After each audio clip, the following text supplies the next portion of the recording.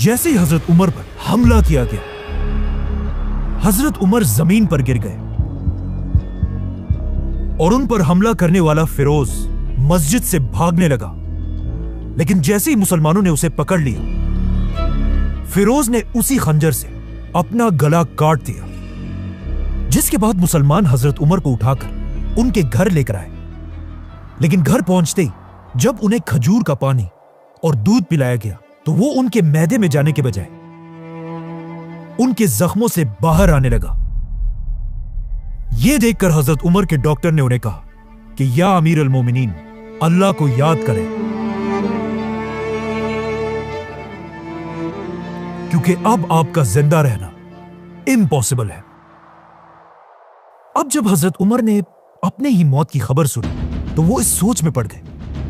کہ مسلمانوں کی اس خلافت، جو دنیا کی سب سے بڑی سپر پاور تھی، کا نیا خلیفہ کون ہوگا۔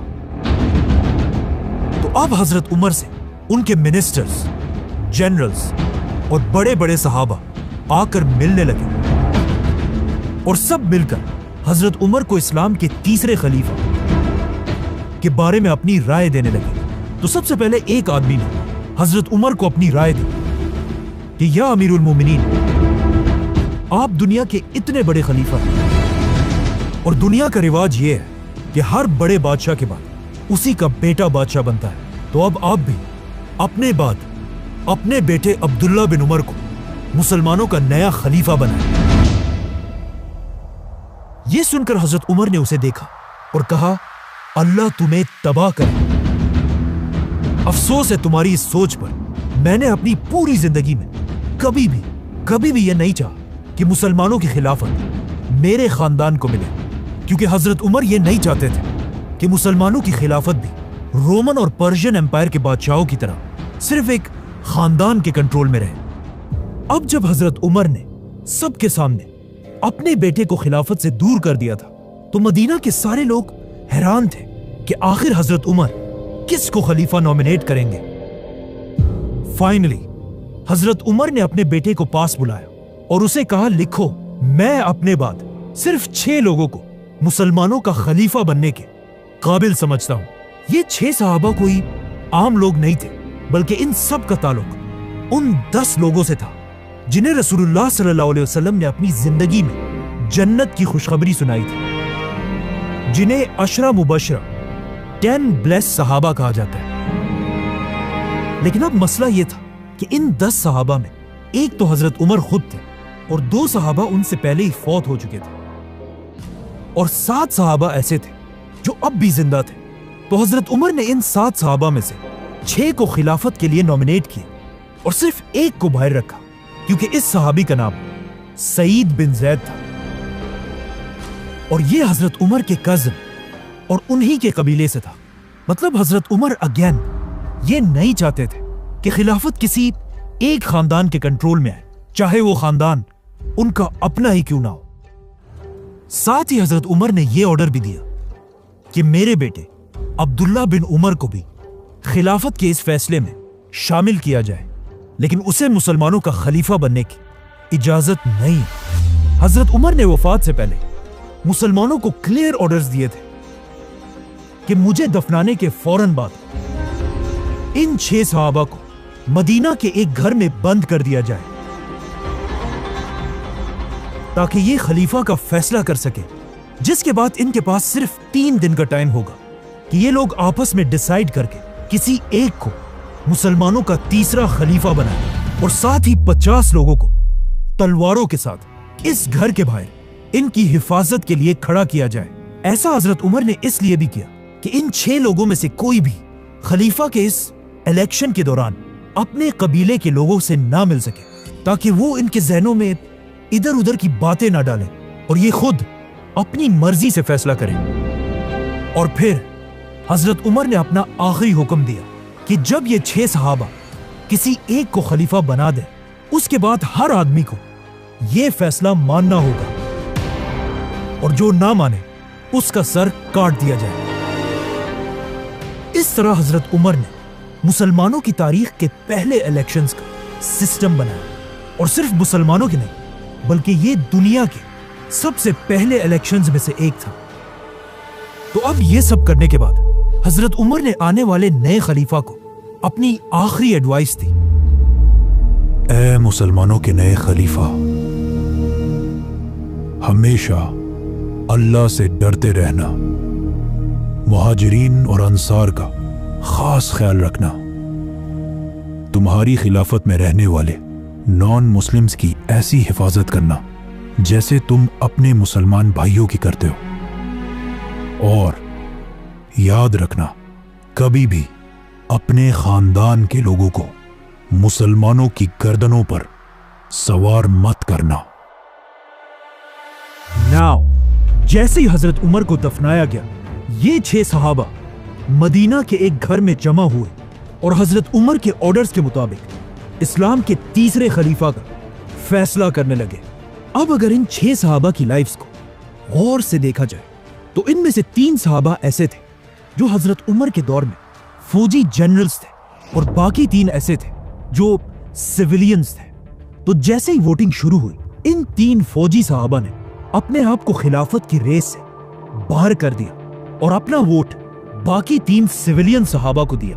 جس میں سب سے پہلے زبیر رضی اللہ تعالیٰ عنہ نے اپنا ووٹ حضرت علی رضی اللہ تعالیٰ عنہ کو دیا،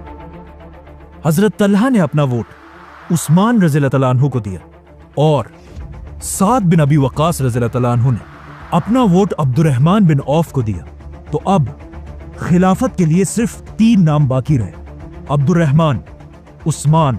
اور علی رضی اللہ تعالیٰ عنہ۔ یہ دیکھ کر عبد الرحمن بن عوف نے کہا کہ دیکھو، میں بھی مسلمانوں کی اس ایمپائر کا خلیفہ نہیں بننا چاہتا، جس کے بعد آف کورس خلافت کے لیے صرف 2 نام باقی رہے، عثمان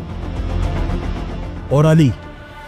اس وقت عثمان رضی اللہ تعالیٰ عنہ کی ایج آلموسٹ 70 سال تھی، جس کے مقابلے میں حضرت علی کی ایج صرف اور صرف 45 ایئرز تھی۔ مطلب حضرت عثمان حضرت علی سے تقریباً 25 سال بڑے تھے، اور ان دونوں میں مسلمانوں کا خلیفہ کون ہوگا، یہ فیصلہ حضرت عبد الرحمن بن عوف نے کرنا تھا، کیونکہ انہوں نے ابھی تک اپنا ووٹ کسی کو نہیں دیا تھا۔ اب جب مسلمانوں کا نیا خلیفہ چوز کرنے کی ساری طاقت عبد الرحمن بن عوف کے ہاتھ میں تھی، جو ایک بہت بڑی ذمہ داری تھی، تو اب اس کا فیصلہ کرنے سے پہلے عبد الرحمن بن عوف رضی اللہ تعالیٰ عنہ مدینہ کے بڑے بڑے صحابہ کے پاس گئے اور ان سے ان کی رائے پوچھی، جس کے بعد وہ مسلمانوں کی فوج کے کمانڈرز کے پاس گئے، ان کی بھی رائے لی، اور خلیفہ کے اس ڈیسیژن میں عبد الرحمن بن عوف نے مدینہ کے عورتوں سے بھی مشورہ کیا۔ اسی طرح عبد الرحمن بن عوف مدینہ کے یوتھ اور ایون غلاموں کے پاس بھی گئے کہ اسلام کا نیا خلیفہ کس کو ہونا چاہیے۔ تو اب ان سب لوگوں سے ملنے کے بعد عبد الرحمن بن عوف کو یہ بات کنفرم ہو چکی تھی کہ پورے عرب میں حضرت عثمان اور علی رضی اللہ تعالیٰ عنہ سے زیادہ کوئی بھی خلافت کا حقدار نہیں ہے۔ لیکن ان سب لوگوں سے بات کرنے کے بعد عبد الرحمن بن عوف نے نوٹ کیا کہ عرب کی عوام میں حضرت عثمان کی پاپولیرٹی حضرت علی سے تھوڑی سی زیادہ ہے، اور ایسا اس لیے تھا کیونکہ حضرت عثمان ایک صحابی ہونے کے ساتھ ساتھ اس خلافت کے سب سے امیر آدمی بھی تھے، اور مسلمانوں کی اس پوری خلافت میں اپنی جنراسٹی اور سخاوت کی وجہ سے مشہور تھے،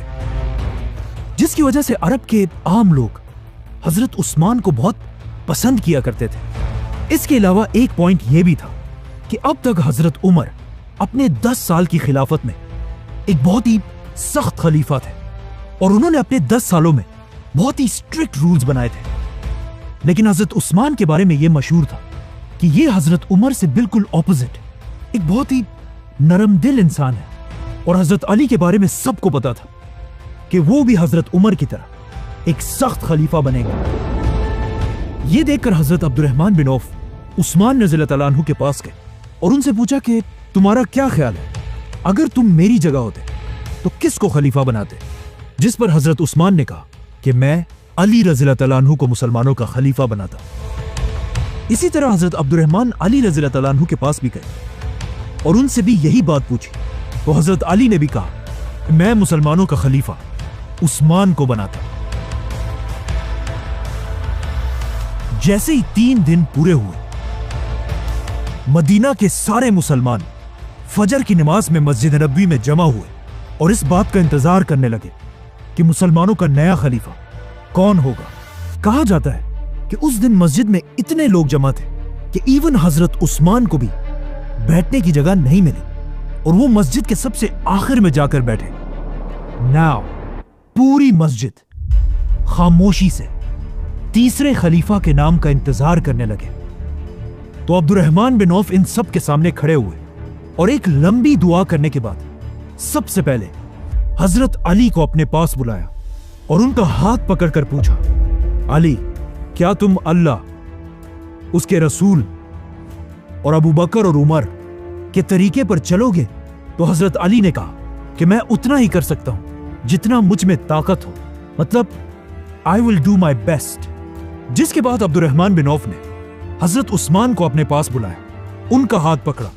और उनसे भी यही सेम बात पूछी, जिस पर हजरत उस्मान ने कहा कि अल्लाह की कसम मैं ऐसा ही करूंगा। आखिर अब्दुर्रहमान बिन औफ ने अपने हाथ उठाए, आसमान की तरफ देखा और कहा, या अल्लाह, खिलाफत की जो जिम्मेदारी आपने मेरे ऊपर डाली थी उसे मैं आज उस्मान के हवाले करता हूं और यही मुसलमानों का नया खलीफा होगा। यह सुनकर सबसे पहले हजरत अली ने उस्मान रज़ी अल्लाह तआला अन्हु के हाथ पर बैत की, जिसके बाद मस्जिद में बैठे सारे लोग हजरत उस्मान के पास आकर उनके हाथ पर बैत करने लगे। तो हजरत उस्मान मस्जिद नबवी में रसूलुल्लाह सल्लल्लाहु अलैहि वसल्लम के मिंबर पर चढ़े और अपनी खिलाफत की पहली स्पीच की,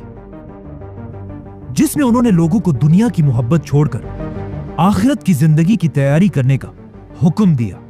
ऑलमोस्ट 70 साल की उम्र में खलीफा बनने के बाद हजरत उस्मान ने अपना सबसे पहला हुक्म यह दिया कि मुसलमानों की इस खिलाफत की पूरी फौज और गवर्नमेंट ऑफिसर्स की तनख्वाहों को बढ़ा दिया जाए। और फिर मदीना से हजरत उस्मान ने सारे गवर्नर्स की तरफ लेटर्स भेजे, कूफा, बसरा, दमश्क, अलेक्जेंड्रिया। इन लेटर्स में हजरत उस्मान ने क्लियर ऑर्डर दिया था कि हजरत उमर तो दुनिया से चले गए हैं, लेकिन मुसलमानों की यह खिलाफत अब भी उसी तरह चलेगी जैसे हजरत उमर के दौर में थी। अब जैसे ये लेटर्स मदीना से इन गवर्नर तक पहुंचे